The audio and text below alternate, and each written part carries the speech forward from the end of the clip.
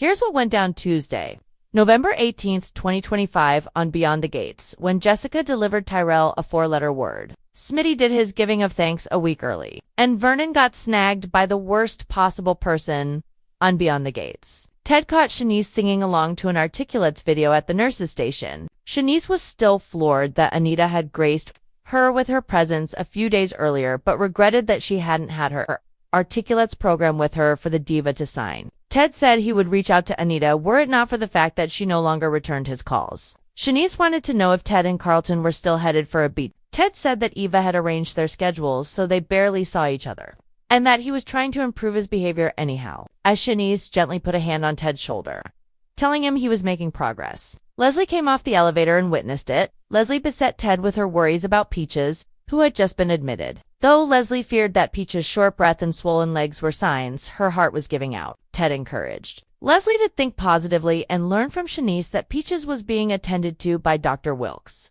Leslie said that Doug had been the best surgeon in the DMV and was doubtful that Wilkes could measure up. Once Ted left, Leslie immediately shut down all of Shanice's attempts to reassure her about Wilkes. Once Leslie returned from having seen Peaches, she renewed her attack on Shanice, snarking that maybe my words got drowned out by the fluttering of fake lashes before.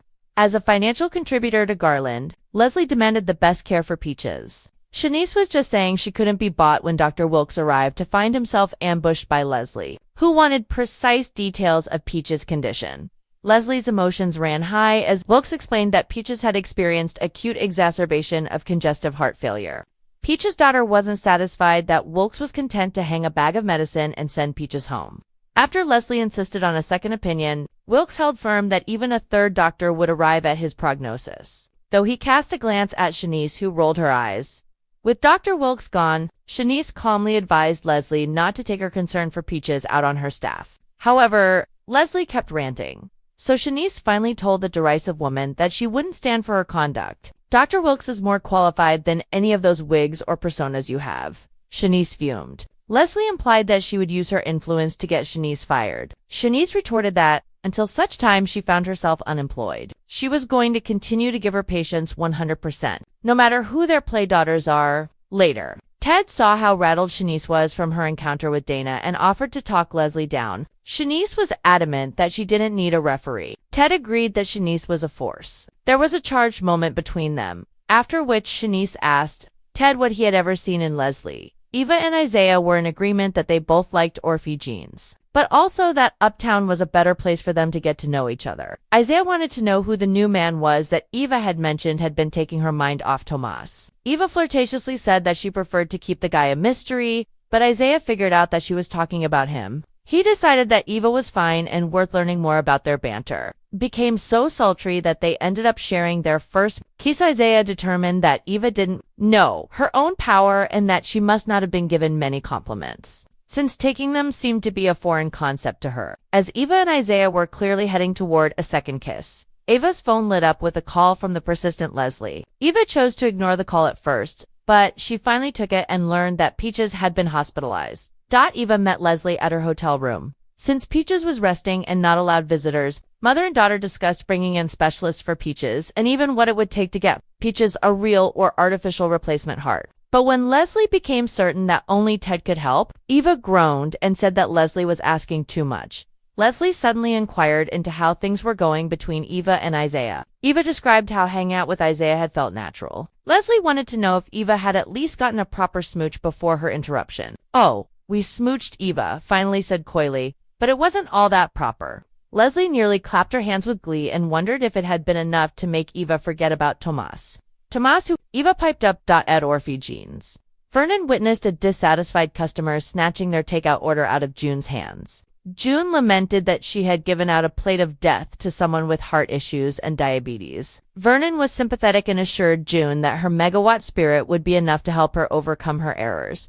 He then ordered 2 pieces of peach cobbler, and June noticed that it wasn't the first time the senator had picked up the dessert that week. Vernon admitted that both pieces were for him. June offered Vernon her Big Mama's recipe, but Vernon jovially said that there would be hell to pay if Anita or Cook Rowena caught him with someone else's cobbler in the oven. It would be tantamount to adultery, he remarked as he left with the pastry. The still-grounded Samantha was grumpy that Smitty and Tyrell could be on their devices, while she was still banned from using any. Martin came home, having been able to hear the teens squabbling from the hall. Smitty suggested that they all go out for milkshakes at Orphe Jean's. Tyrell resisted, so Samantha squealed that Jessica was on her way over for a study date. The Richardson Smiths ordained that their son was not to be left alone with Jessica, but told Tyrell that Jessica could join them at the diner. June saw the sullen Jessica entering the establishment, but before Jessica could say what was wrong, Tyrell and his family arrived. Jessica and Tyrell took a separate table. Smitty and Martin observed that the high school seniors seemed to be in love. Meanwhile, Samantha pouted to June about serving out the sentence doled out by her drone dads. June felt there were worse things than having two fathers who loved her. Smitty saw June privately to put in the milkshake orders, but also to thank her for saving his family. The reporter pronounced June the Samantha whisperer and admitted he had been hard on June before because he had been afraid Samantha and Tyrell would end up loving June more than him and Martin. Blood doesn't make a parent, June offered wisely. Love does. Smitty told June that it had taken a lot of courage for her to give up her kids, and that he was grateful for what June had added to all their lives. June nearly cried into the milkshakes. Jessica, preoccupied, was about to tell Tyrell what was on her mind when Samantha interrupted them. She became upset to learn that Tyrell had confided to Jessica about what had happened between her and Nathan. Jessica reckoned she would have found out anyway, since, had Samantha given her virginity to Nathan, the boy would have posted about it on his socials. Samantha sat silent as Tyrell and Jessica explained how Nathan had been bragging about being so close to scoring with her, and Jessica added that Tyrell had stood up to Nathan and defended her honor. "No one gets to insult my sister except me," Tyrell smiled. June happened to overhear as Jessica finally revealed to Tyrell that she had applied to the University of California, Los Angeles, because attending that college was a tradition in her family. Tyrell explained how he had been expected to apply to get into the local Banneker University, but he was willing to put in for UCLA if it meant he and Jessica could remain close. Jessica worried about whether or not there would be an US if they ended up attending college on opposite coasts, and later spoke to June about whether it would be better to break up with Tyrell now before they got too involved, and separated. Once back at the brownstone, Martin and Smitty introduced Tyrell to Izaiah, who had come to help with Tyrell's application to Banneker, with his parents in the other room. Tyrell asked Izaiah what he was supposed to do if he and his girlfriend ended up studying in different states. Izaiah shared how he and his girlfriend had just broken up and opined that, while endings could be hard, they could also lead to better beginnings. Martin called Vernon, who was quick to get off the phone because he had a sponsorship meeting concerning Winterfest. Mr. Dupree was really in the hallway of Sharon's hotel. He looked around cautiously before entering her room. Sometime later, Eva left Leslie's room but accidentally left her wallet behind. Leslie followed after Eva, only to see Vernon coming out of Sharon's suite and hear them saying that they couldn't get caught, especially by Anita. Closing her door, Leslie sniggered that Vernon was sneaking around with the wrong articulate. Ms. Thomas deemed the sight delicious. Beyond the Gates airs weekdays on CBS and streams on Paramount+.